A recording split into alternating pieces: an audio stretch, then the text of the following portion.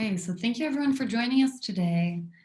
We're here to discuss financial challenges in the UK market with Otni Oron, Fintech Innovation Manager at the UK Israel TechHub, a nonprofit venture operating out of the British Embassy, designed to drive economic growth through strategic partnerships with Israel's high-tech industry, as well as Guy Israel, VP at MV Credit, a pan-European private credit firm founded in 2000 with offices in London and Luxembourg.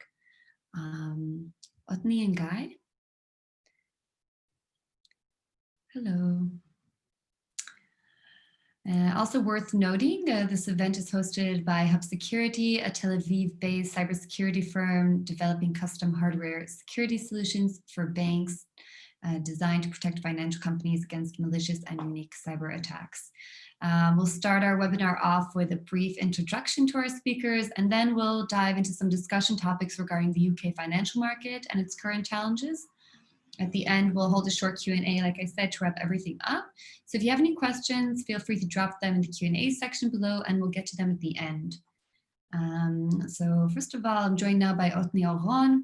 Otni is the Fintech Innovation Manager at the UK Tech Hub, the British Embassy in Tel Aviv. In recent years, Otni has worked with hundreds of Israeli startups and dozens of banks and insurance companies from more than 30 countries, with a major focus on the UK. As such, Otni holds a unique understanding on the scopes and the depth of Israeli fintech market and the emerging trends related to fintech and insurtech. Welcome, Otni. Happy to be here. We're also joined here by Guy Israel, Vice President at MV Credit. Guy Israel's joined MV Credit in 2014 as a member of the investment team, and prior to MV Credit, also worked in the UK mergers and acquisition team at Barclays Capital in London, focusing on private and public transactions across EMEA. Guy holds a Bachelor's of Science degree in Accounting and Finance from the University of Warwick. Welcome, Guy. Hello, how are you? Also, I'll first hand over the stage to Otni, who will share with us his thoughts and insights on the UK financial market. And then we'll hear a bit from Guy on the growing importance and impact of cybersecurity on the financial and investment space. Guy, Otni, take it away. Happy to. Let's start with sharing the presentation. Wait, let's see that everybody sees it.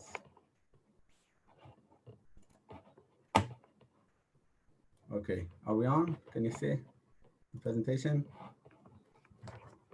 Okay, perfect. So, well, I'll start with a clarification. Okay, the headline here, okay, the subject is the duality of banks, but this is actually not the real subject. You'll see when we get, by getting to the end slide, you'll see it's somewhat familiar and a bit different from the original subject. But because it's a general topic that there's many entry points, so I just chose the duality of bank as a starting point. And with no further ado, here we go. So once upon a time, we had a plague, okay? It's never easy to have a plague, especially if you don't have Netflix. But regardless, it is important to say that every crisis is an economic crisis. It might not be only a financial economic crisis, but there's always this aspect of it. So also here we have Her Majesty Treasury, okay, the Exchequer, gets its name for obvious reason. You can see the checker-like board, okay, this is dates to the early 12th century. It's a kind of an old establishment. So the Exchequer is trying to mitigate the crisis application. So he is, or the establishment, focus on the spine of the economy. The spine of the economy are the SMEs. Here they are. Okay, you see quite a few of them here. Okay, you have a blacksmith, a winemaker, here is a baker, I think, and another thing. I'm not sure what this guy is doing. Maybe you know. These are the SMEs. This is the spine of the economy. And to do that, the Exchequer is putting aside 330 billion pounds. This is a real number. Also put into place mainly three loan schemes. Okay, so you have the bounce back loan scheme, we have the Corona business interruption loan scheme, and we have the Corona large business interruption loan scheme. So choose your favorite. In order to do that, you need to somehow execute the plan, and the execution is done by the banks. Here they are. Now, there are currently 101 accredited lenders, not only banks, by the way, but mainly even a few digital banks, which were not that popular during medieval time, but are gaining traction. So it's a point for optimism, maybe, I think. Just over 1 million loans approved to this point. And just put, again, numbers into perspective, there are about 6 million businesses in the UK, okay, so for reference. And again, so far, cumulatively, 45 billion pounds approved. Now, one may see it as a failure, one may see it as a success. I am not going to delve into this question, definitely an achievement. Regardless, what I do see here is a gap. And in order to understand the gap, we must understand the bank. So here is the bank. And the bank, from the one hand, he had the exchequer, has the government, okay? And he has the SMEs, okay, the customers, okay, the people. So he has legal obligation. He's putting into practice the policy of the government. He is the bridge between the government and the people. So he has a legal obligation, he has moral obligation, one would say. And this is from the one hand. On the other hand, this is from Bloomberg, revenue may drop 40% once the cost of risk is included as loans sour. Okay, this is about the how hard it is to assess the risk when doing things in such capacities. So on the one hand, we have the government and the SMEs. On the other hand, we have the bank as a unique, a separate entity, an independent entity that must be economically viable, economically profitable. So these are actually this is the duality, or this is the double challenge. Okay, being a main solution provider from the one hand, and being a kind of unique business entity by itself for that. So the challenges of being an enterprise are known. Okay, there's nothing new here. Okay, so we have channels, client, supplier, employees. These are digital channels if you are a 21st century kind of guy or girl, assuming you are. So digital channels are extremely important and definitely are key. So I'm going to put this for a second. More than 1 in 5 customers tried online banking for the first time. And before delving into detail, I want to emphasize something. When we're talking about channels, digital channels, we are not talking about, or not only talking about communication channels. These are operational channels. I don't just want to talk with the client. It's not a call center issue. It's an operational thing. I want him to do things. I want him to act. I want him to onboard. I want to do KYC. I want to do AML. I want to do risk assessment for a loan. I want to do many, many things. So this is not a communication element. It is an operational thing. Now, when we talking about 1 in 5 customer doing digital banking for the first time, this is a major operational constraint on the bank infrastructure. Okay, it's a serious constraint. Not to mention the access access activity that regular users that use digital bank day to day are doing. So this is a serious constraint. Again, a good place to emphasize the double challenge. Okay, the bank must give these people service, serve more clients faster, and do that under all the operational challenges that every other enterprise is facing, doing that on the fly. So on top of that, maybe it's a good time to emphasize something we didn't talk yet, but put on that maybe one of the most critical elements when we're talking about financial services, and this is security. Okay, there is no finance without security, and there is no fintech without cybersecurity. Okay, so fighting the bad guys, okay, defending the castle, it is a defense game, so this is a critical point. So by the way, can you guess what is the monster that's attacking this brave knight and the maiden? Shterny, can we maybe open the chat for a few seconds? People have guesses of the creature. Let's give it 10 seconds. Like, shoot from the top of your head, any monster that comes to mind might be attacking the brave knight. Yeah, I guess dragon as well. Okay, yeah, dragon is the obvious answer. It's not the correct one. You would have guessed. Troll. Okay, we don't have. All right, so I'll tell you what it is. It is a giant snail. Okay. Yeah, in medieval times, it's a thing, knights and giant slaves. Look it up at Google. You find hilarious, authentic things. It's kind of funny, kind of cool. So he is fighting a giant snails. Unlike CISOs, okay, information security officer are fighting pretty much anything but snails. Okay, it's a very, very, very fast game, evolving constantly. 70% of UK FIs, financial institutions, suffered a cybersecurity incident in the past 12 months. Now, let that sink in for a second, and rest assured that this number only going to be like bigger and bigger.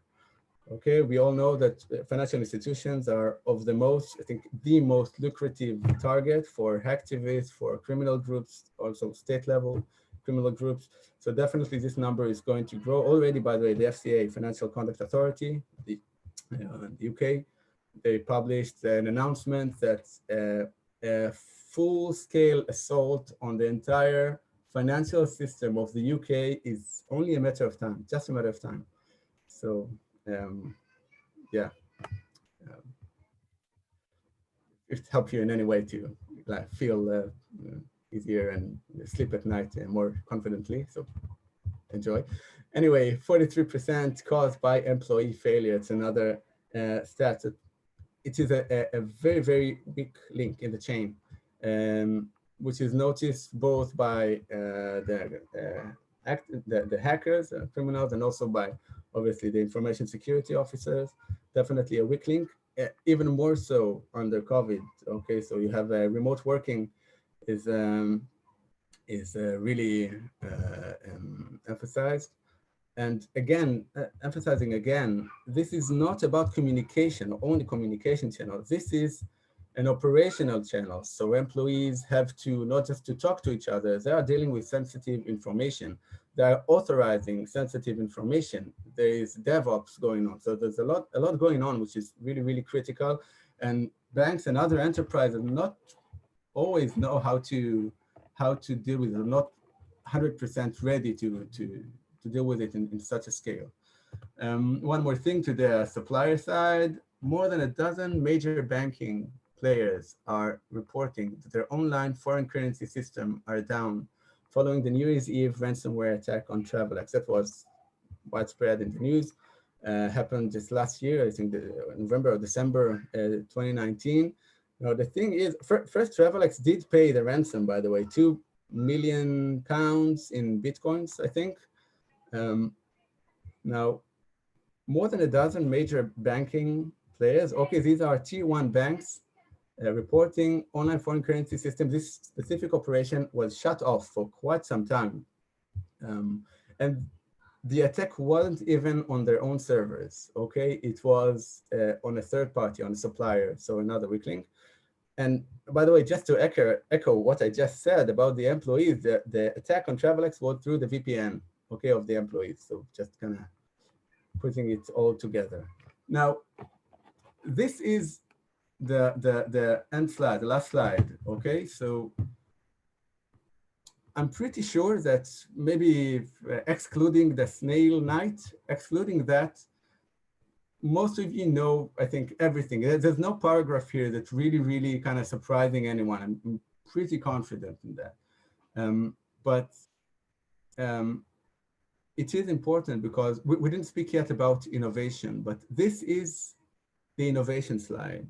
Okay, here lies, this is the map of the pain point, of the needs of any organization, and definitely for banks that were present even prior COVID, but definitely enhanced by it. So the digital channel, so the infrastructure, security, all that is present. I will add that if you are a startup and try to address banks, know that banks currently are, on the one hand, very hungry. They know in order to scale and to kind of operate all everything we just talked about, they need technology. So they are looking for solutions. Having said that, echoing the beginning of the presentation, they have a double challenge. Okay, so they are trying to do everything on the fly. So they are wary. Okay, so put those two challenges in mind, and you have a go. One last thing I will emphasize, again echoing the beginning of the presentation, is SMEs, which is a unique and very important issue addressed by the banks, and also like off topic, by the government. We now have a program for startups that are addressing specifically SMEs challenges, so that as well. And with this everything in mind, this is pretty much it. So yeah, thank you. I was muted. Thank you, Otni. That was super interesting. Now I want to hand over the stage to Guy and talk about, I think, just expand more on what we spoke about regarding security challenges when it comes to fintech, and maybe even address the spike in cases that we've been seeing in cyber attacks. So take it away, Sure. Guy. Thank you very much. Let me see if I'm tech savvy enough to share whatever screen I have. 1 second. Oh, here we go.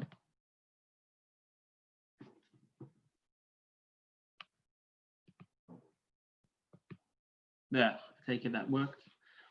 Okay, so I've been asked to give you a brief, or give my brief 2 cents on how this whole topic of cybersecurity is affecting not just obviously the IT space and the way we live, but also what we do from a finance perspective. So I'll just give you a boring introduction of what I do. My name is Guy Israel. I'm based out of London, and I work for a specialist credit provider. So what we do is we provide credit for LBOs, so leverage buyouts, and we like to focus on what we call the riskier part of the capital structure, which is subordinated credit. So that's somewhere that typically used to be called mezzanine financing.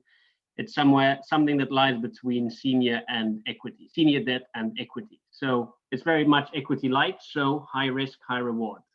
So how, 1 second, let me see, it's like.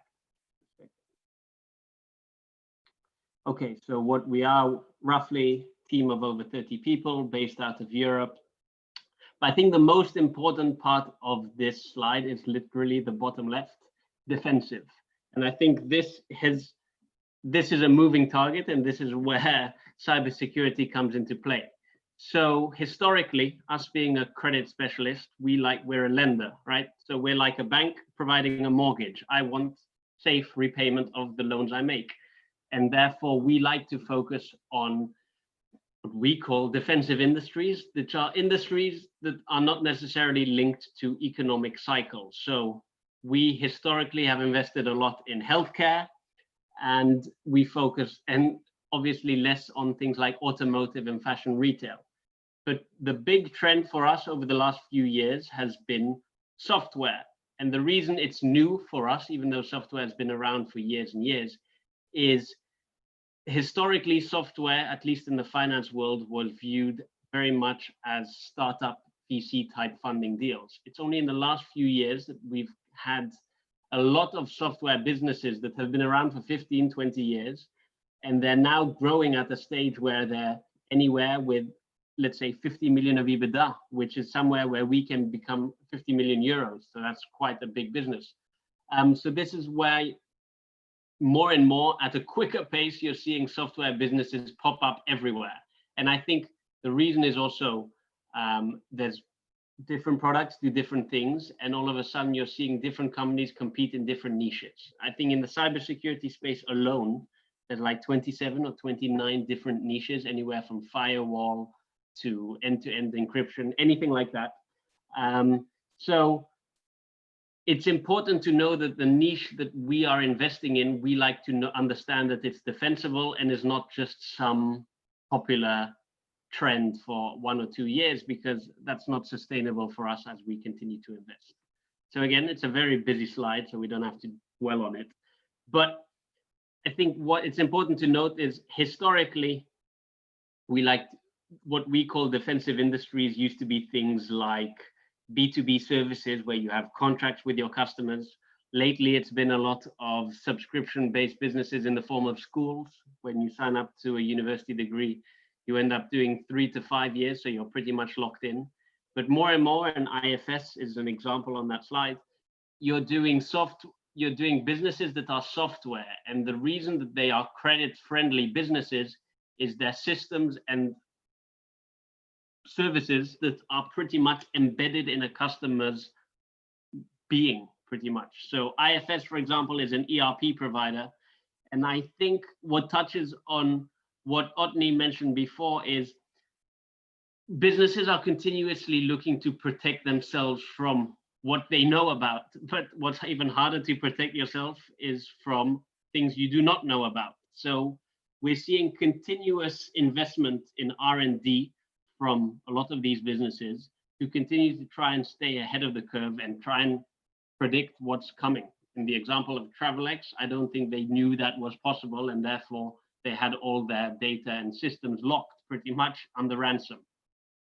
So I think for us, it's an important point because one, potential threats are affecting sustainable businesses today. For example, there's been a number of schools, at least one I know of on the West Coast, I believe, of the US, where they had to pay a ransom of over $1.5 million. So cybersecurity is affecting existing good businesses today, and it's also changing the way they have to offer their services. The school, for example.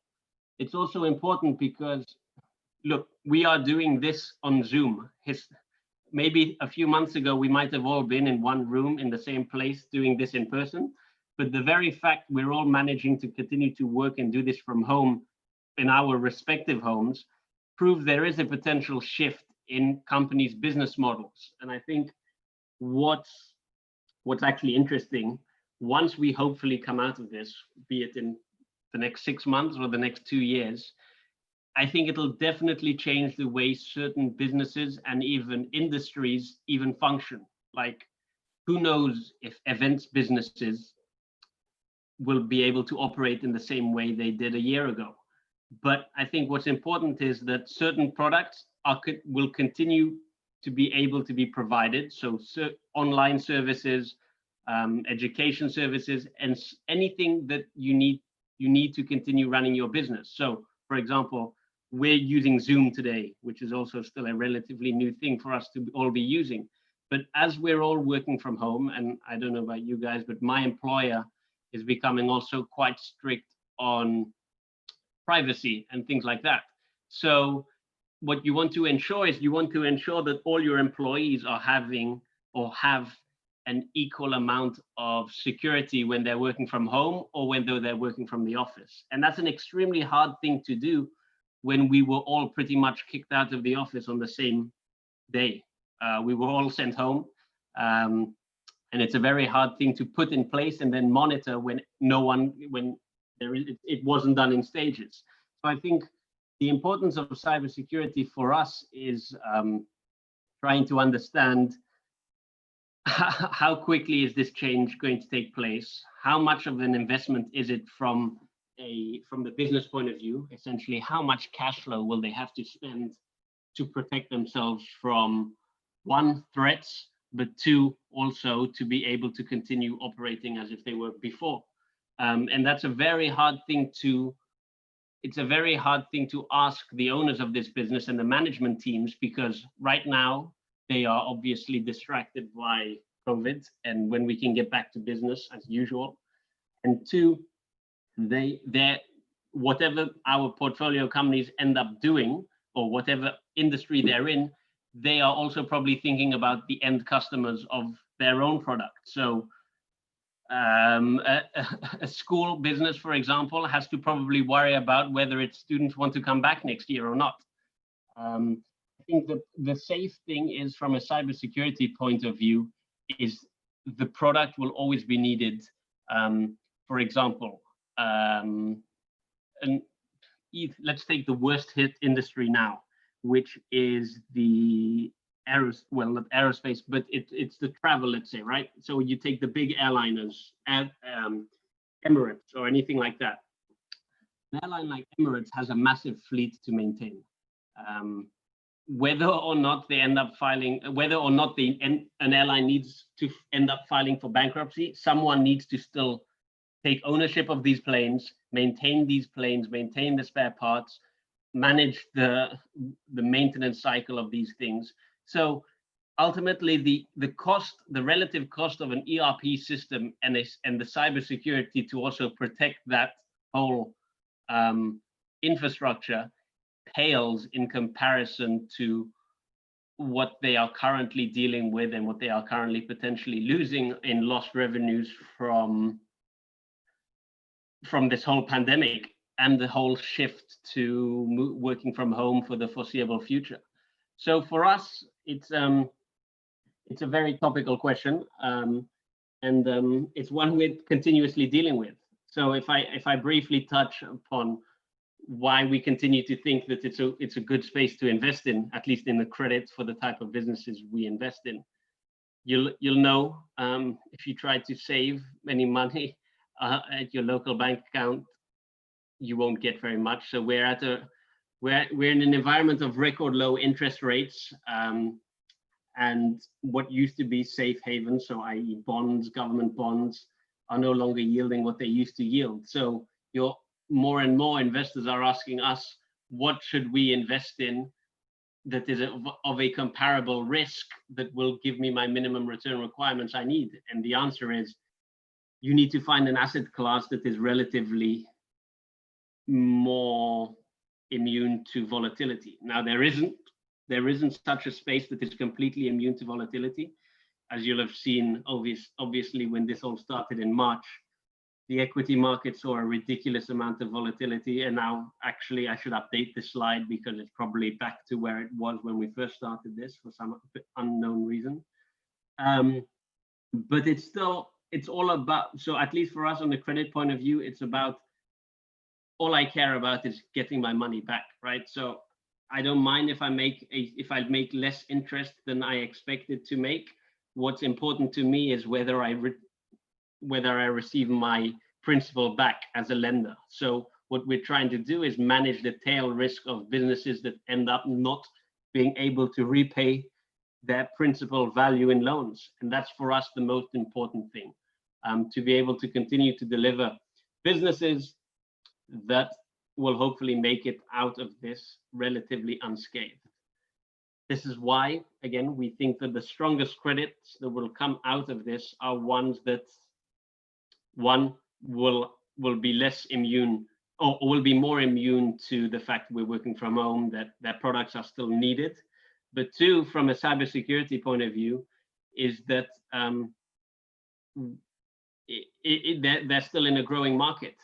One, very anecdotally, one of the portfolio businesses that we're invested in is even a distributor of cybersecurity software. What turns out after we invested, we didn't even know, but we ended up, at MV at least, we ended up even using one of the products that this company sold. So it goes to show you that you may not know it, but whatever software, whatever laptop you're using at home, mobile phone, whatever browser you're using, may be protected in more ways than you know. And for us now, it's about trying to find those businesses that at least are benefiting from this trend of an increase in protection to be able to continue providing their own services. So we think it's still a good, it's definitely a focus area for us going forward. And I think just interestingly on the last slide is just at the bottom, you'll see what kind of things we've invested in. Historically, it's been a lot of healthcare, but what's been creeping up is that information technology. And that goes from below 5%, like less than 4 years ago, to over a quarter of the portfolio. And it's just as literally these businesses that I'm not talking about the high growth software businesses that are growing at over 100% per annum. These are just consistent businesses that are able to increase prices on a good, consistent basis of a few percentage per annum because they're able to expand on their product offering. And this is really for us a target area going forward because it's, again, one of the hopefully most resilient sectors coming out of this recession, because it's going to be one very soon, but also going into the next one. We don't like the time cycles. We like to believe that whatever we're investing in will hopefully be less subject to a recession. But that's really it from my ramblings. And I think that's just a brief slide on how we do our diligence and what we typically look for in information materials. But that's it from me. So one second. Shterny, I'll pass back to you. Great. Thank you so much, Guy. And thank you, Otni, as well.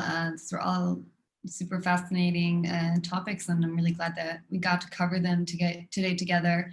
So I think they're really relevant for the current climate that we're in and everything else that is happening. Well, all of them require a bit deeper discussion. We're very grateful that you could take the time to flesh them out for us. Now I'd like to take the opportunity to open the floor to our attendees. Anyone who might have a question, feel free to drop it in the Q&A box below or in the chat section if you can't find the Q&A. That works too. And try to specify who the question is directed for. And we'll take a few short questions now. Shterny, can I ask a question, Guy? Guy, are you on? Tell me. You talked about like immunity. Yeah, Shterny, you'll take some question in the meantime. Okay, we're just going to chat here a little bit. But Guy, you talked about that you're looking for technologies or solutions that are somewhat immune to what's going on, like a kind of the volatility is kind of. Yeah, well, that's the golden. That's the golden grail, right? Yeah. Now, do you think, like, how do you consider cyber? It's definitely going to be here. Security is always an issue, but cyber is always evolving. So you consider that as this type of technology? Have I considered investing? Like investing in cyber is this kind of immune type of investing? Well, I mean, one of the investments we made just does happen to, it's a company called Exclusive Networks. And they don't do the software itself, but they're a vendor of various different businesses, Fortinet, Palo Alto, a few others. But looking for this like self-evolving so I think the danger, well, not danger, but the point for us on this is trying to identify what we believe is immune and less immune versus the ones that are on a short-term growth trajectory. So this is why it's all about what is the product or service they're providing, i.e. is that niche within cybersecurity something that is scalable and there is a long-term demand for that product, or is it something that addresses or is it something that addresses a short-term patch? Let's say, for example, on this TravelX thing, if there was a new type of software that would have prevented that, sure, that's great. And I'm sure everyone will invest in that once. Now, the question is, can you make a business model out of it and continue to generate yearly revenues rather than just the same product to another person, we need, at least I need to believe that this company can grow out of just that one product it may be offering, but can then be applied to various different markets or businesses.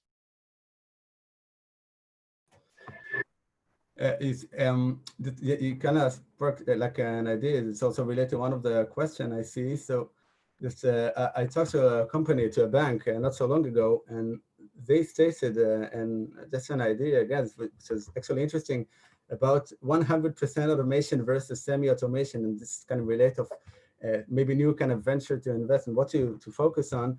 They had a supplier, okay, that did like an onboarding authentication, okay, and it was an automated onboarding automation, okay, and then came COVID, and then they understand that it's not at all automation, okay, because now they actually had like a like the third party, okay, the authentication solution provider had quite a few people in India, I think, this regard, or such country, and all the backend just was done by them, and suddenly COVID came, and then you see that it's not automated at all. So I'm setting it in relate to like cybersecurity being always evolving, and now the emphasis of real automation is so much more important and kind of vivid. So yeah, so just kind of put it together what you said in one of the questions. Yeah. I mean, it's funny you mentioned automation. We invested in an automation business around in 2016, and definitely the thing about automation is everyone likes to talk about it because it sounds like a big and fancy word. It sounds like cost savings. It sounds like I can lay off. I can have 2 people do what 10 people did historically with this crazy new amazing automation, or even better, artificial intelligence kind of software.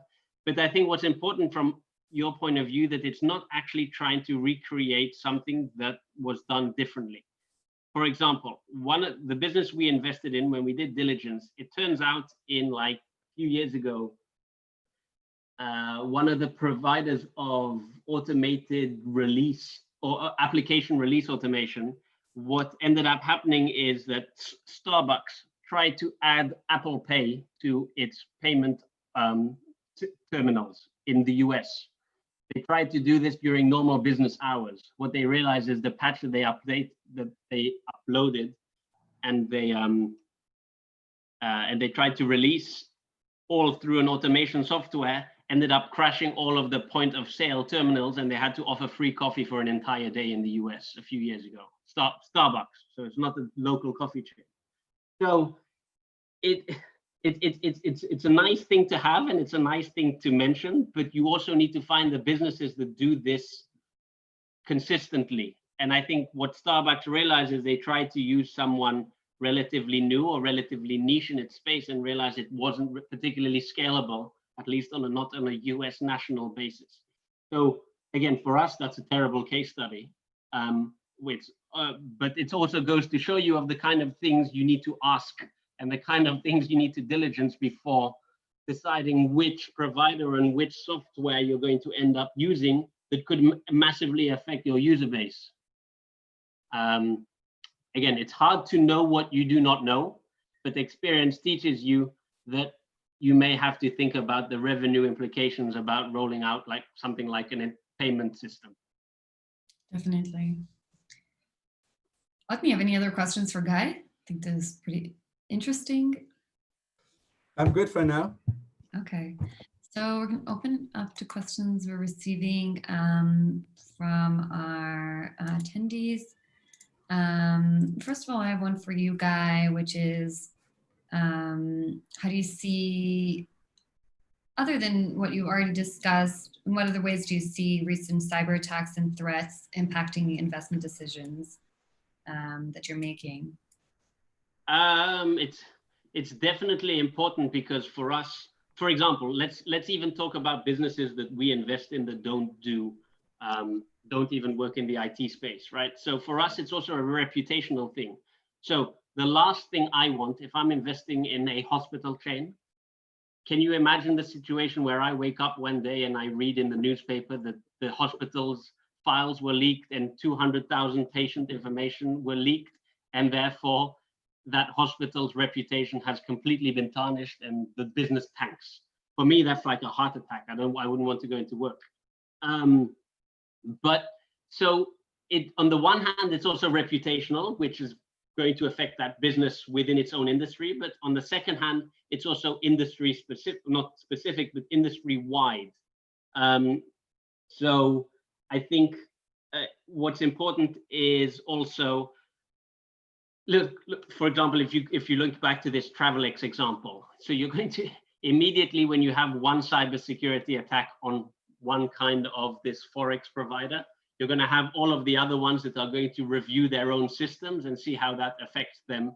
But also, even more relevant is Wirecard, like 2 to 3 weeks ago.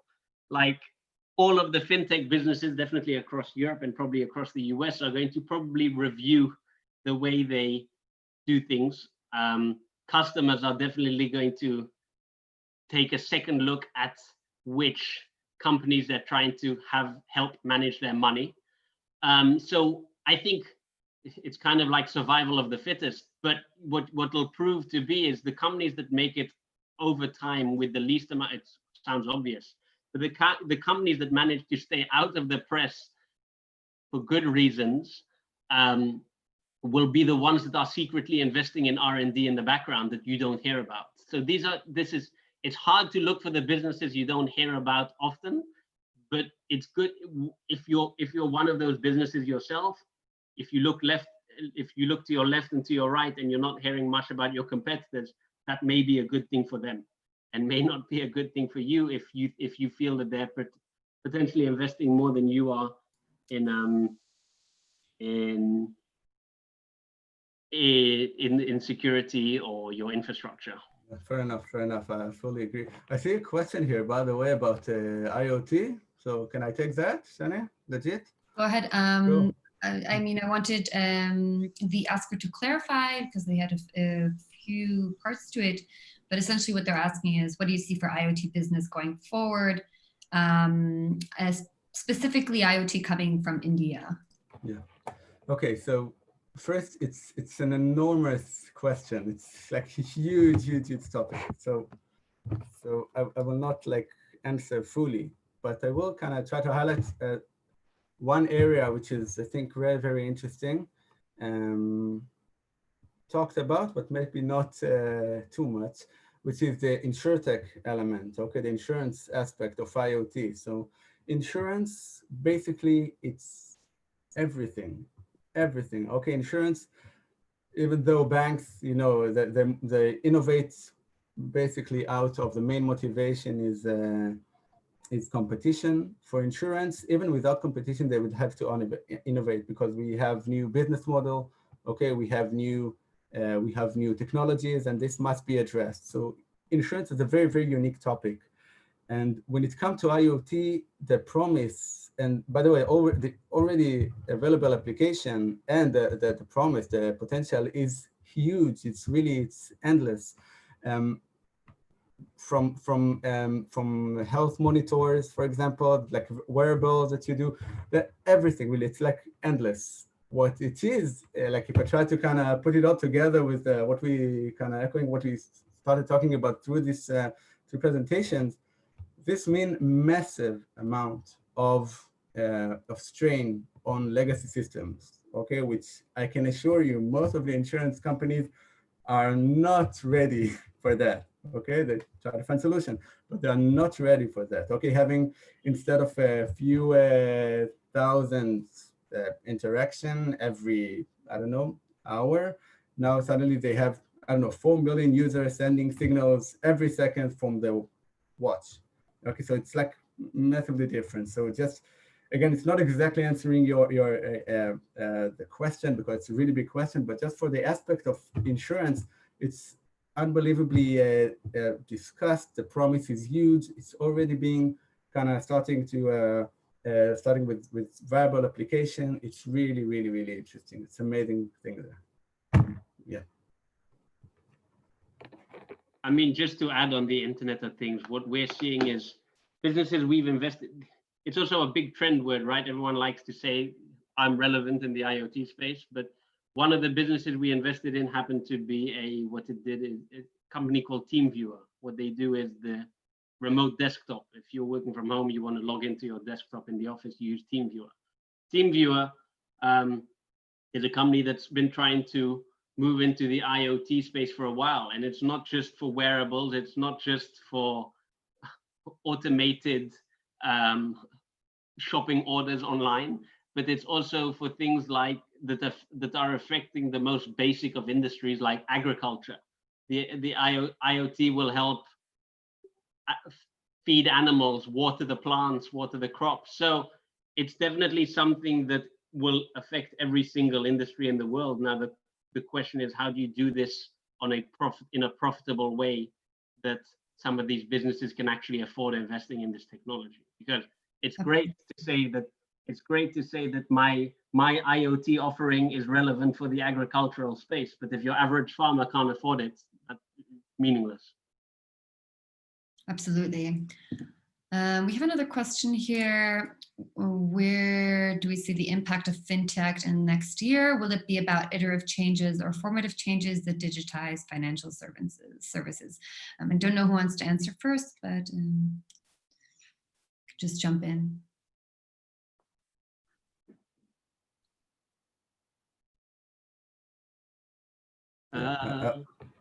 You want to start, guy? Go ahead. Well, listen, the impact of fintech, it's also quite a broad question, because fintech covers a large amount of industries. It can be anything from payment processing to FX, Travel-X kind of businesses. So where do I see the impact on Wirecard? Will have the #1 impact on scrutiny and accountability and accounting. But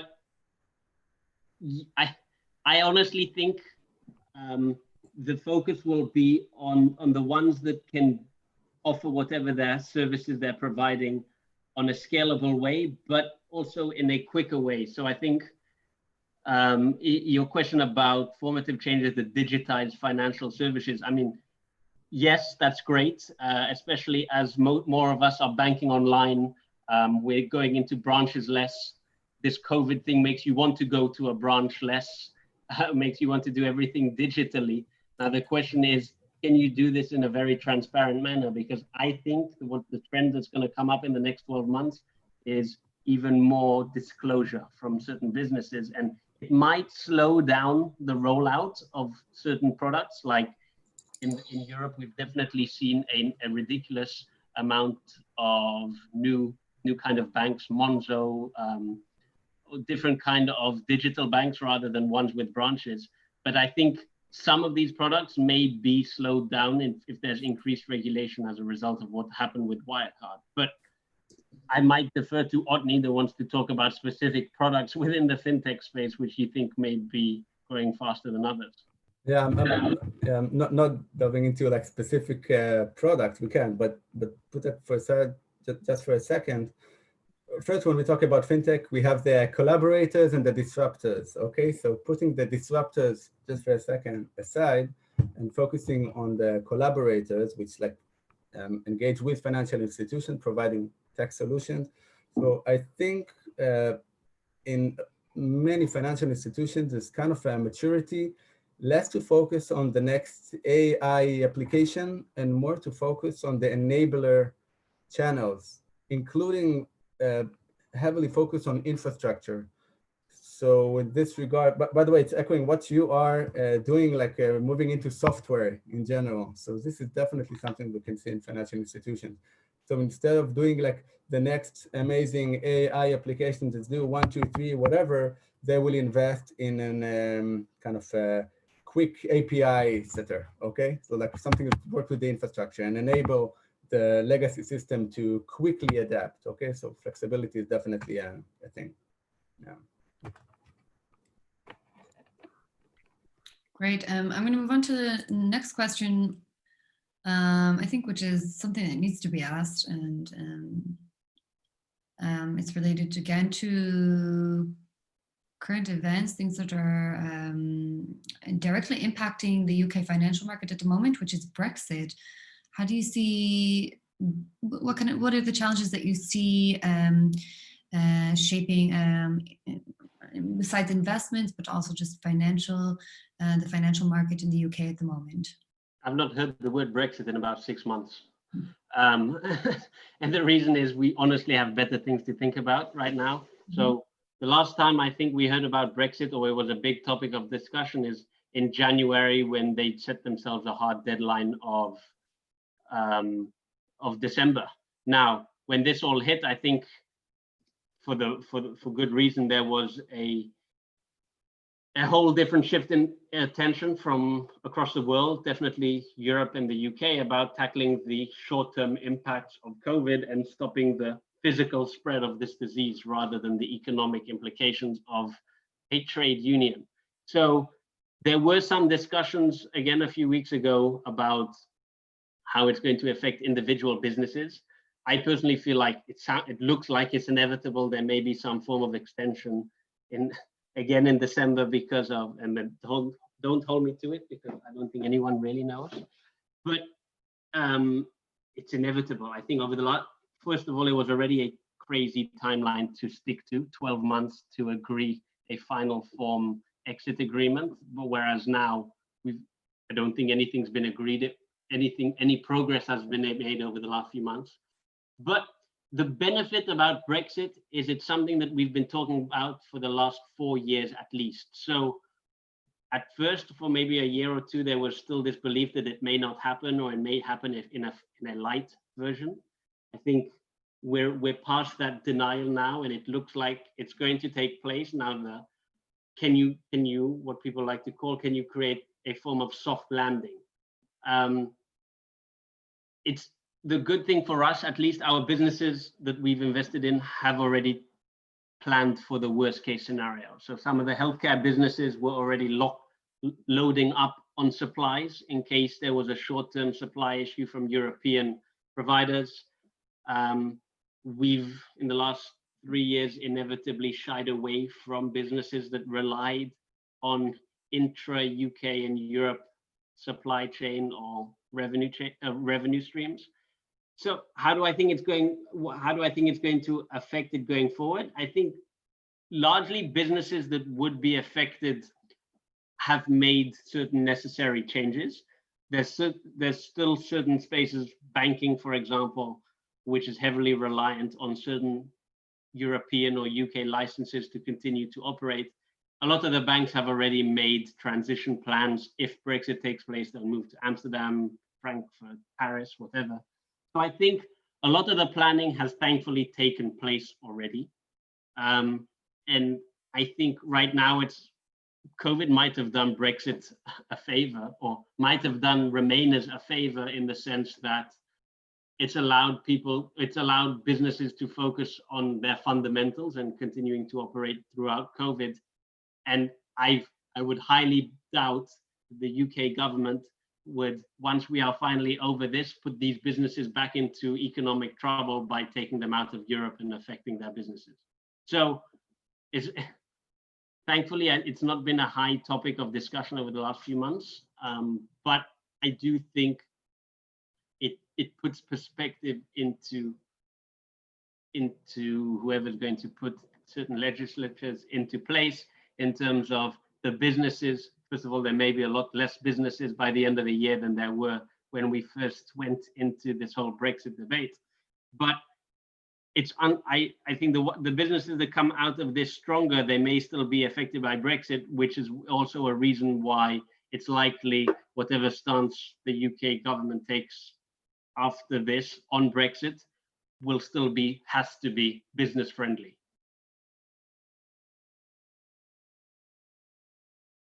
Otni, do you have anything to add to that? It's a tricky question, as I am semi-governmental, so can't officially comment on anything regarding Brexit. But I think, trying to take the essence of what Guy said, Brexit is something that is so complex, and in the last six months, it was just like 4 or 5 months, it was just out of scope, and for a good reason, because if we're talking about kind of semi-closing borders, so at least for a very physical way, we just close borders. So I think the discussion will arise again probably in a few months when we get back. Otni, I have another question for you. Michael's asking what you think about investor appetite for cryptocurrency with the current low interest and high uncertainty world that we're living in. Do you have any insight? First, just like Brexit, crypto is a word that you find less common lately. Tell you what, first, when it comes to crypto and blockchain, which are not always come together, but again, we have the more of like B2C, let's say, or C2C applications, which is one thing which definitely tend to be like in high demand in like countries which volatility or like you just can't count on governments, let's say, okay, so or you don't have easy access to funds. So definitely you have something of that. But by the way, COVID is actually an interesting experiment to see, because all the countries, not all the countries, but many countries in the world are kind of get affected similarly, not exactly the same, but similarly. So you can kind of see how they kind of operating, how they acting. So it's a bit different. I don't think it's really on the rise. In terms of investors, speculative investors will always be there for sure, but something more institutional, I don't see any movement kind of toward there. I will add that in terms of B2B, like let's say more of the enterprise blockchain, one of the trends that you can see now is first, there is a lot of R&D going on in terms of blockchain, where the big players are kind of starting to take ownership, not starting, but continuing to take ownership. Okay, when it comes to banking, JP Morgan are very kind of bullish on this one, but you have more banks that are doing experiments. I was very lucky to be in some of the boardrooms of these banks, and it's very interesting what's going on an institutional level. Having said that, there are more technology advancements that kind of take the advantages of the blockchain. I give just one example that comes to mind. One of the advancements in blockchain is zero knowledge proof, which allow you to know that the statement is true without being exposed to the actual information, the actual data, which is very important when you do collaboration between, for example, insurance companies or banks. So you want to have a quick authorization process, but not exposing all the data. But now you actually don't need blockchain for that. Okay, you have different technologies, such as I just wrote here, homomorphic encryption, okay, which is basically doing exactly that. It allows you to kind of check and search and do processing actions on a data while it is still encrypted, which basically gives you the same thing. So you see both this direction going on at the same time. But let's see, we have maybe a guy, the investor, can tell you who's going to win. I mean, that's the golden question. I am generally, given I work in a firm that deals in an established currency, a bit skeptical about how the monetary system works. But listen, it's an interesting question, but I think the way you're asking it somewhat answers itself, right? So one second, let me try and read the question again. So if we what about investor appetite for cryptocurrency with current low interest, high uncertainty world we're living in? I mean, that cryptocurrency itself is in high uncertainty. So you have to ask whether that investor feels like investing in something that's uncertain in an uncertain world, or investing in something that's certain in an uncertain world. So it's there's literally two opposite arguments to this debate, whether one, cryptocurrency is going to help answer the debate about or it's going to change the way we think about established currencies and established systems, and therefore it's going to go into this encrypted, deregulated system, which will prove big demand for. But I think since the boom of Bitcoin 2-3 years ago, I don't think the usage has increased anymore. If anything, maybe the usage for ransom payments has increased, but not the usage for you and me on everyday transactions. You may be able to pay Pizza Hut with your Bitcoin, but I don't see that as a very large scalable thing that's increased over the last few years anyway.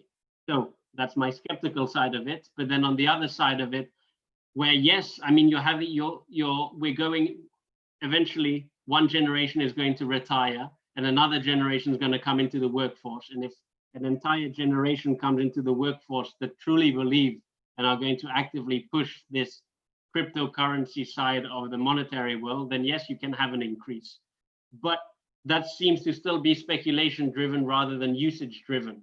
I don't think any young people and I like to consider myself still young, I don't think anyone I ask sees a lack of application of cryptocurrency usage as a lacking thing in their everyday lives. And until this becomes the reason for the driving demand for an increase in cryptocurrency, then yes, until then it's a lot more speculative driven. So the price movements are just because of the belief of the usage rather than the actual usage. So until we actually have the need to be able to process certain payments in a crypto way, or the need for certain transactions to take place electronically rather than the already monetary system we have today, I personally don't believe like it's something like worth a big a big area of investment from investors, especially as your question says, in a world where we live in high volatility and high uncertainty. So I don't think they're looking to increase exposure to something that's even more volatile. Yeah. Just to add to what you're saying, you said, I think that the drive for demand around blockchain technology will definitely not come from the consumer, and it will probably come more from enterprise, including financial institutions being one of the main drivers behind it. And also like big tech, so other enterprises that kind of go in their banking product area. Yeah. Okay. So with that, I think that was a good way to wrap everything up. Thank you everyone for joining us today. I got super bright. Thank you everyone for joining us today, and thank you to our speakers, Otni, Oron, and Guy Israel. We hope that you're all staying safe and healthy at home, and we look forward to hosting many more discussions like these, and hopefully hosting Otni and Guy for deeper discussions. To learn more about the UK Israel TechHub and MB Credit, you can find them on LinkedIn and get in touch for more information, or just follow their events and keep up with the latest news within the financial industry. And to stay up to date on upcoming webinars, you can follow Hub Security on LinkedIn or Twitter so you don't miss a beat. And you can also check out Hub's weekly digest on Medium for the latest stories coming out of the blockchain and crypto space. I think with that, we're going to wrap everything up, and thank everyone for attending, and thank you for joining us. We hope to see you at our next webinar. So stay safe, stay healthy, and see you next time. Thank you. Shterny, it was fun. Bye. Ciao.